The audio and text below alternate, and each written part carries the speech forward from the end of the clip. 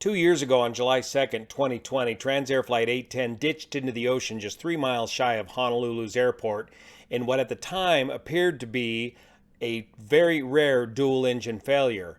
Now the NTSB final report is out on this accident. Let's check it out. Both crew members survived thanks to the help of the U.S. Coast Guard. They were the only two people on board this aircraft, and their interviews were absolutely instrumental in the final investigation of this accident. After 2 years of investigation and thousands of pages of public docket data, the NTSB found that the flight crew members' misidentification of the damaged engine after leveling off the airplane and reducing thrust, and their use of only the damaged engine for thrust during the remainder of the flight, resulting in an unintentional descent and forced ditching in the Pacific Ocean. Contributing to the accident were the flight crew's ineffective crew resource management, high workload, and stress. A story as old as aviation itself, as long as we've had twin-engine aircraft. Let's dive into this and see what are some of the contributing factors that led up to this. The aircraft involved is a very early model 737-200, long before ICAS, or Engine Indicating and Crew Alerting System type aircraft instrument panel, was developed, and the primary engine instruments on this accident aircraft are shown here before the accident. The primary engine instrument is a EPR, or engine pressure ratio gauge, followed by N1% RPM, followed by EGT, then N2% RPM, and then fuel flow.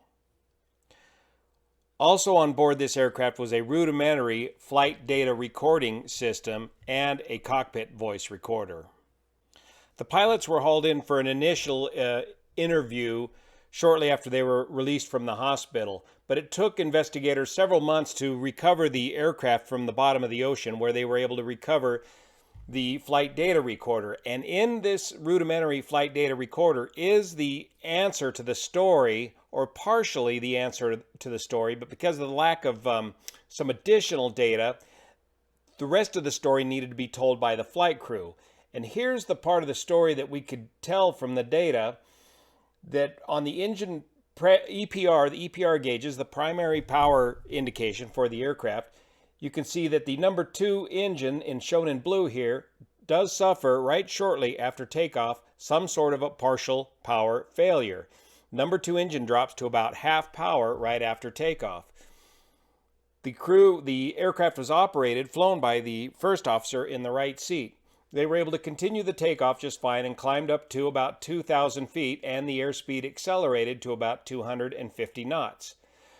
From there, they wanted to maintain 2,000 feet and slow the aircraft to about 200 to 210 knots.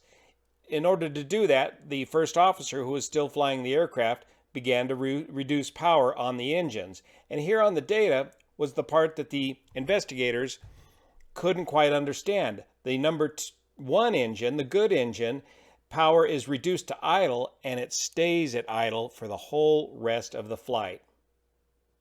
There is no data on this data recorder that shows you exact throttle position like on later model aircraft. All they have is this EPR to go with.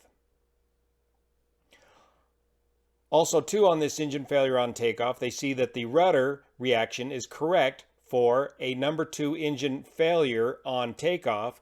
The rudder is moved to the left to counteract for the loss of thrust on the number 2 engine. Flying in the left seat is a 58-year-old captain with 15,781 hours of total time, 871 hours in make and model, and 10,600 hours of PIC time. A very experienced captain in the left seat. In the right seat is a 50-year-old male with 5,200 hours of total flying time, 908 hours in make and model of aircraft. The co-pilot had started a career in aviation, then took a break in his aviation career, opened up a lawyer business, divorce lawyer I believe it was, and then came back into aviation later on in his life. The aircraft is an early model 1975 Boeing 737-200 with 27,788 total airframe hours at the time of the accident, and the jet engines, the JT-8D jet engines, which only produce 14,500 pounds of thrust, we call this a low bypass engine. The left engine was manufactured in 1971 and had 32,300 hours on it with 33,670 cycles. That's start to stop, indicating the short haul nature that this equipment has been subjected to its whole life. The right engine was manufactured in 1968 and had 70,000 hours, over 70,000 hours of flying time and over 101,000 cycles. Very high time engines. The nature of the job here is this is a short haul freight, inner island freight hauler that starts about midnight each night and hauls anywhere from 6 to 8 legs worth of freight in between the islands. And those nights can stretch into 7:30 in the morning all the way until noon. Rhodes Aviation, doing business as Transair, began operating Boeing 737s back in May in 2012, and at the time of the accident they had 5 737-200s, 230 employees, and 24 pilots. But they were continuing to struggle with the maintenance of the older 737s. They had a continuous analysis and surveillance system, a CAS system in place to monitor the maintenance on these aircraft, but the Rhodes Aviation chief inspector at the time of the accident had been hired 2 weeks before the accident. The previous chief inspector began working for the company in February 2019 as a part-time mechanic, left the company at some point later, and returned in July 2019 as the company's chief inspector. He resigned from that position in May of 21 because of the stress associated with the position, but remained with the company. In addition, he was helping the company with its responses to FAA inquiries about the maintenance issues. Overseeing the whole operation was the FAA out of the Honolulu Certificate Management Office, and the team included a frontline manager, principal operations maintenance, and avionics inspectors. The frontline manager stated that all the principal inspectors were new to the certificate and that the operator was understaffed a lot of the time and did not have enough help to do what they needed to do and to fix the manuals. The entire Transair operation is now out of business. The captain reported that he'd experienced about 5 engine failures while working at Rhodes Aviation and had performed 7 precautionary or emergency landings. On his most recent engine emergency, he was criticized by the chief pilot for not having finished the abnormal checklist, and he promised that the next time he would. So we're going to go through a blow-by-blow account on the NTSB report here and use this as a reference. In the upper left-hand corner of your screen, we've got the times. It's starting at 1:34 in the morning, Honolulu Standard Time for takeoff. They come around in a large right-hand pattern and splash down about 01:46, some 12 minutes after takeoff, right here, just some 3 miles or so shy of the airport. The altitude, they make it up to about 2,000 feet before descending into the ocean. So as we go through the narrative, you can follow the timeline using these times right down here. Regarding the use of these EPR gauges, right here where the carats are located, just below 2.0 EPR is about your takeoff power setting, and 1.0 EPR, the bottom of the gauge, that's idle power. These gauges down here are the EGT gauges, or exhaust gas temperature gauges. The idea is to keep the needles preferably in the green, but the EGT gauges on this model of aircraft and engine have a yellow arc from 520 to 590 degrees with a maximum continuous EGT of 540 degrees. And this is what they're looking at as they're cooking the engine, is the temperature of the exhaust gas temperature as the engine begins to fail. At 01:32, the controller cleared the airplane for takeoff, and the first officer, who was the pilot flying, acknowledged the clearance. The captain was the pilot monitoring. Well, I would think that the captain would be doing the radio calls. At 01:32:44, the flight crew completed the before takeoff checklist, and the captain recalled that during the takeoff roll, the EGT indications for both engines were at the line in between the green and the yellow caution ranges on the display. During a post-accident interview, the captain stated that he'd seen the EGT during previous takeoffs up this high and thus considered it to be normal. According to the flight data recorder, the engines were advanced for takeoff power Starting at 013308, and both engines stabilized and EPR consistent with takeoff, specifically with the number 1 at 2.0 EPR and the right engine at 1.97.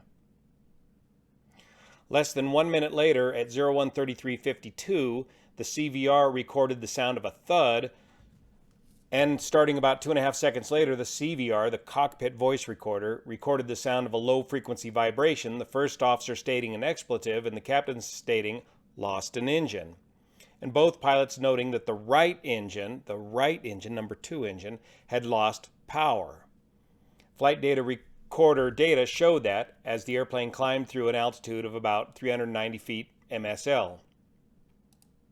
And here's that loss of thrust on the right engine indicated on the flight data recorder right here in blue.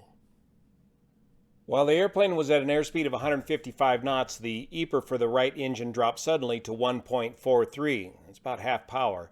The EPR for the left engine remained at a level of about 2.0, and that's the only engine parameter that's recorded by this old flight data recorder.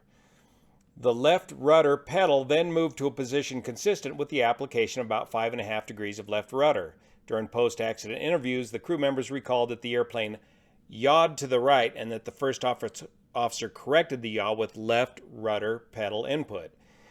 In addition, when the loss of the thrust on the right engine occurred, the airplane banked 2 degrees to the left immediately. Afterward, the airplane banked 3 degrees to the right.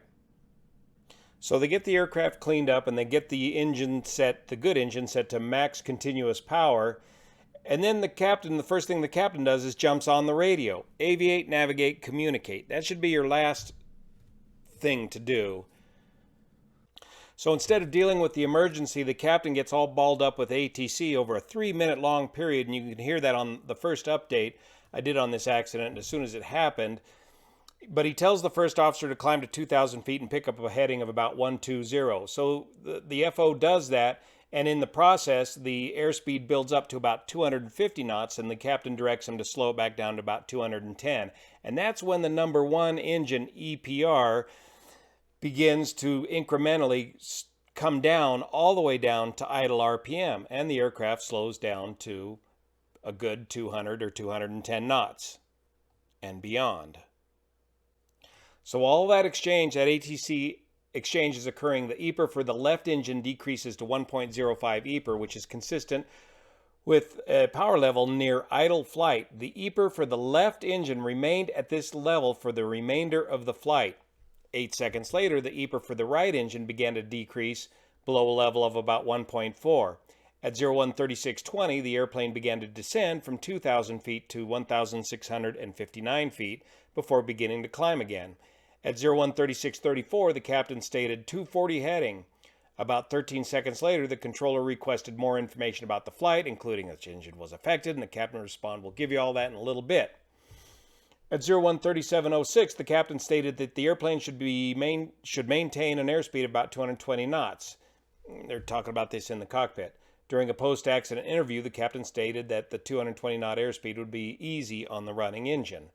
The FDR data showed that at 13709, the EPR for the right engine reached 1.09, which was consistent with a power level near flight idle.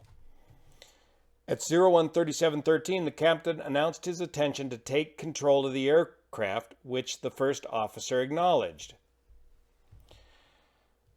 Normally, when you're handling these emergencies, you want to, especially if the FO is the pilot flying in the first place, you typically want the first officer to continue to fly the aircraft while the captain keeps the big picture and runs the checklist and coordinates with everybody ATC and in a crew type airplane, the folks in the back of the aircraft, or I should say a passenger airplane, rather than take control of the airplane. Because now you have both throttles nearly back at idle as they're slowing down the aircraft. It's a non-ICAS equipped aircraft. It's going to be very hard for the crew to figure out the current situation with the engines. So at 013713, the captain announced his intentions to take control of the aircraft, which the first officer acknowledged. The FDR data showed that the airplane's at altitude at the time was 1,690 feet with its airspeed at 224 knots. At 013736, the captain stated, "Let's trim this up at 2,000 feet." At that time, the aircraft's altitude was 1,878 feet and the airspeed 196 knots. 4 seconds later, the captain stated, "Let's see what the problem is. Which one? What's going on with the gauges? And who has the EGT?" The first officer stated, "It looked like the number 1 engine." About that time, the EPR on the left and right engines was about 1.05 and 1.12. They're both pretty far back. At 013754, the captain asked, "Number 1 is gone?" The first officer replied that the left engine was gone and that we have number 2. So they just talked themselves into expectation bias, the wrong engine. In post-accident interviews, the first officer said he thought he heard a thump on the left and he thought he remembered the aircraft yawing to the left, which was actually his own input correcting for the loss of the right engine. So in the heat of the battle, in the stress of doing all this in the dark of night, they have deduced the wrong answer. At 013758, the captain repeated, "We have number 2," and stated, "Okay." Confirmation bias. Between 013759 and 013810, the right EPR level, which had been slowly increasing after reaching a level of 1.09, increased quickly from 1.12 to 1.18. At 013816, the first officer asked, "Should we head back to the airport before we get too far away?" And the captain responded that the airplane should stay within 15 miles of the airport. During a post-accident interview, the captain recalled that he intended to climb the airplane to 2,000 feet and stay 15 miles from Honolulu to avoid traffic and have time to address the engine issue. He also recalled that there was no need to rush because there was no fire and the engine was running. The captain called for the engine failure shutdown checklist and then stated, "I have the radios." And at 013843, the captain notified the controller that the airplane would turn to the right towards the airport, but he was not yet ready to land, and the controller provided instructions to fly to a heading of 250. At 013856, the right EPR reached 1.22. 2 seconds later, the first officer stated, "Engine failure or engine flame out or other checklist directs an engine failure." So he's picking up the checklist and he's beginning to read through it. But then the first officer says, "We're red line here and we should pull the right thrust lever back a little bit." So he's seeing the right engine, the bad engine, beginning to cook itself off. At 013910, the captain stated the airplane should be head back towards Honolulu, and the first officer agreed. The captain then instructed the first officer to set up the airplane for an ILS for 4 right. So now he's got him doing, "Well, what do you want me to do, Captain? Do you want me to run the checklist or do you want me to set up for the ILS?" Again, if the first officer had been left to fly the aircraft the whole time and had the captain been taking care of the checklist, while the first officer is flying the aircraft, he can also easily handle the radios and he can also easily set up for the ILS approach. But this division of duties just causes this crew to dig a deeper and deeper hole. At 013918 and 24, the captain informed the controller that the airplane was ready to proceed toward the airport and that he did not have the airport in sight. At 3946, the captain requested vectors straight to the airport and informed the controller that we might lose the other engine too. That's why when we first heard this on the ATC audio tapes, it sounded like this was a case of a dual engine failure. At 013956, the EPR on the right engine began to decrease from 1.22. At 014005, the first officer stated, "Just have to watch this number 2 engine." So they're dropping the checklist and getting tunnel vision at this time, just trying to keep this crippled engine flying, or crippled airplane flying on one engine that is rather quickly burning up, because nobody has bothered to look down and even consider bringing up that number 1 throttle. At 014010, the right EPR reached 1.18. 1 second later, the airplane's altitude and airspeed were at 1,050 feet and 157 knots, respectively, and the CVR recorded sounds lasting 1.8 seconds, which sounded like the sticks shaker. That is, they're beginning to stall the aircraft. The captain stated something similar to, "What's this?" and "We can't keep going down." And the first officer noted that the airplane was descending. Between 014012 and 4027, the right EPR increased from 1.18 to 1.37. The airplane's airspeed increased to 172 knots, but the altitude decreased to 680 feet. And the first officer stated, "We're descending and we got to climb." At 014030, the captain asked the first officer to check the airplane was cleaned up at that time. The airplane began to slowly climb from 632 feet. The first officer stated that the flaps were up and he started to report the status of the speed brake, and the captain stated, "How's the EGT?" The first officer replied, "It's beyond max." The airplane's airspeed began to drop below 170 knots and the right EGT decreased from 1.37 to 1.33. At 014041, the captain stated, "We're barely holding altitude. See what you can do in the checklist to finish up as much as possible." At 014048, the airplane's airspeed had decreased to 165 knots and its altitude began to descend from 682 feet. 5 seconds later, the first officer resumed the checklist stating, "Airframe vibrations, abnormal engines exist. Step 1 of the engine failure shutdown checklist prompted flight crews to determine whether they should continue that or switch to the other checklist." And the first officer continued, "It says to do the engine shutdown only when flight conditions," but interrupted his thought to say, "We got to fly the airplane first." At that time, the airplane's airspeed was down to 159 knots and the altitude was 614 feet. The captain replied, "Okay." At 014110, the first officer stated, "We're losing altitude." At that time, the airplane was at an altitude of 592 feet and 160 knots. The EPR increased from 1.33 to 1.36. About 3 seconds later, the controller instructed the crew to fly a heading of 050. The first officer acknowledged this instruction, and then the first officer asked the captain whether the flaps 1 setting should be used, and the captain responded, "Not yet." As they're getting close to stall speed, the first officer is, while the captain's suffering from his tunnel vision, the first officer is noticing that we're getting close to stall, and if you add a notch of flaps, you can fly at an even slower airspeed. But at the same time, the captain doesn't want to lose that performance. The first officer then stated that the airplane was very slow, to which the captain responded, "Shoot, okay, flaps 1. At 014158 and 0142, the CVR recorded the GIPWIZ 500. Too low gear. These are automatic callouts by the GIPWIZ. The captain then told the controller, "We've lost the number 1 engine. We're coming straight to the airport. We're going to need the fire department. There's a chance we're going to lose the other engine too. It's running very hot." The captain further stated, "We're pretty low on the speed. It doesn't look good out here. You might want to let the Coast Guard know as well."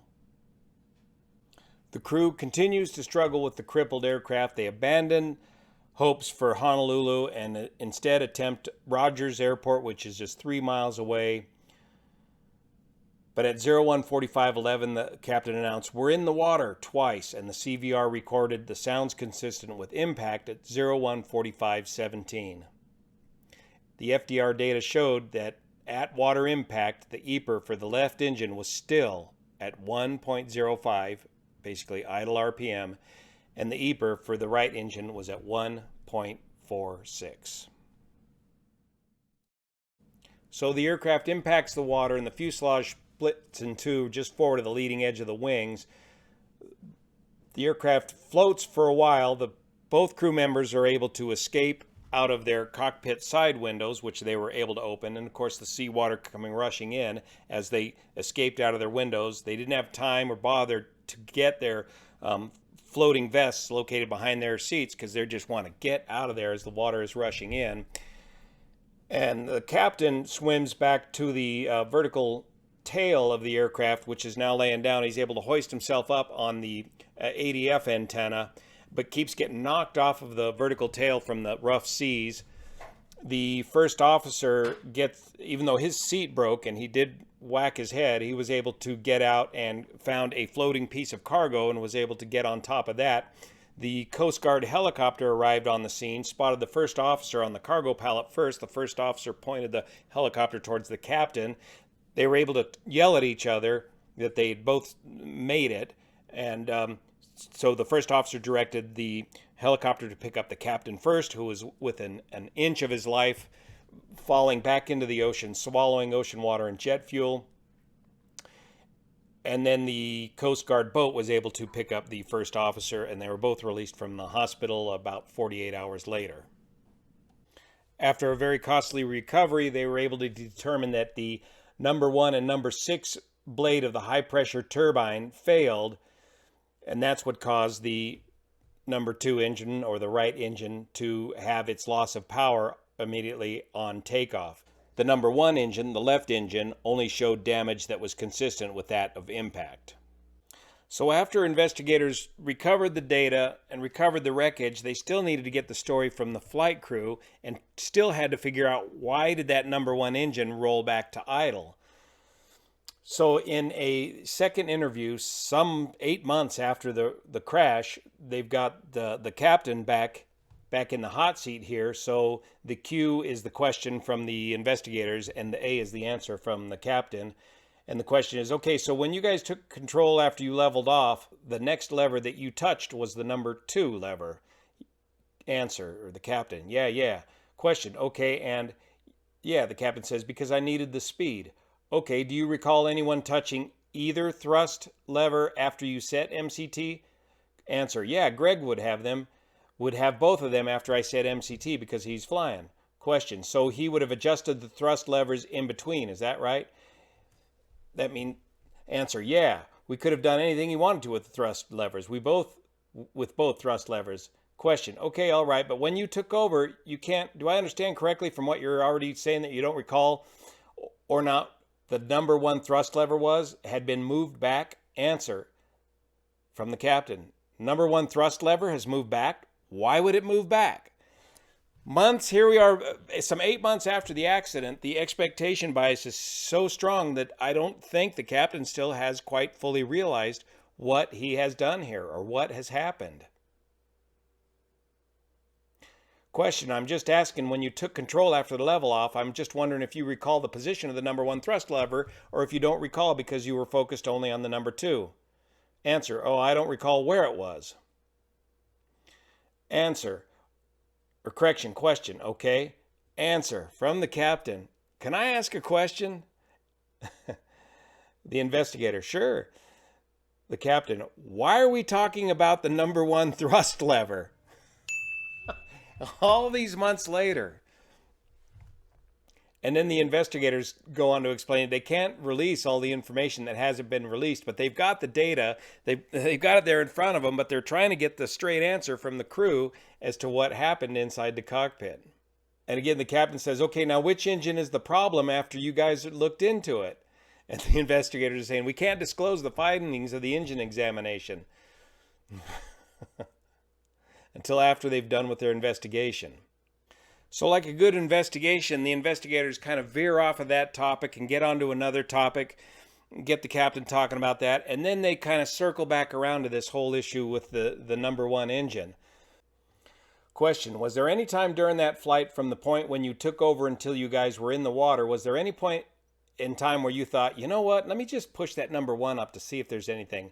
Was there anything that went through your mind at all? Answer from the captain, no, At this point, I was wrestling with, what's it called? The stall, I've forgotten the names, the stick shaker, and I was trying to get the wings level. He's struggling with this crippled aircraft with severe tunnel vision, okay? Captain, so my hands were busy. The power has hit the stop and it was there, so I knew I didn't have any more power. That was the only power I had. I never thought about it after that. I just tried to get wings level. And then the captain says, did I screw up? I mean, if we screwed up, can you just tell me that we screwed up, you know? And then maybe I can help, and maybe that can help me help you guys. And then the investigator says, honestly, right now, we're still, believe it or not, we're just looking at a lot of things and we're trying to put it all together. So thousands of man hours of effort into the investigation, hundreds of thousands of dollars, probably millions spent on the recovery, thousands of pages of data and facts just to determine that basic human factors. It just shows you how balled up a human can become in one of these highly stressful situations. If you don't follow good standard operating procedures, good crew resource management,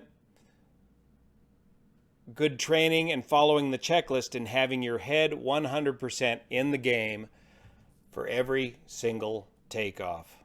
We're not here to denigrate these pilots. We're here to learn so that we can prevent this again from happening in the future. Thank you so much for your support of this channel, especially the folks over on Patreon that make this content possible. And if you like this kind of information, I encourage you to like and subscribe. Fully 60% of the people that watch these videos on this channel are not subscribed to this channel, and that helps the channel continue to operate. Thank you so much for your support. See you here. Rose Express 810, do you have the airport in sight? Negative. Oh, and Rose Express 810, low altitude alert. Low altitude alert. Are you able to climb at all? No, negative. Rose Express 810, roger. Proceed direct to the airport and you are cleared to land any runway. We need a heading. Rose Express 810, heading 060. 060.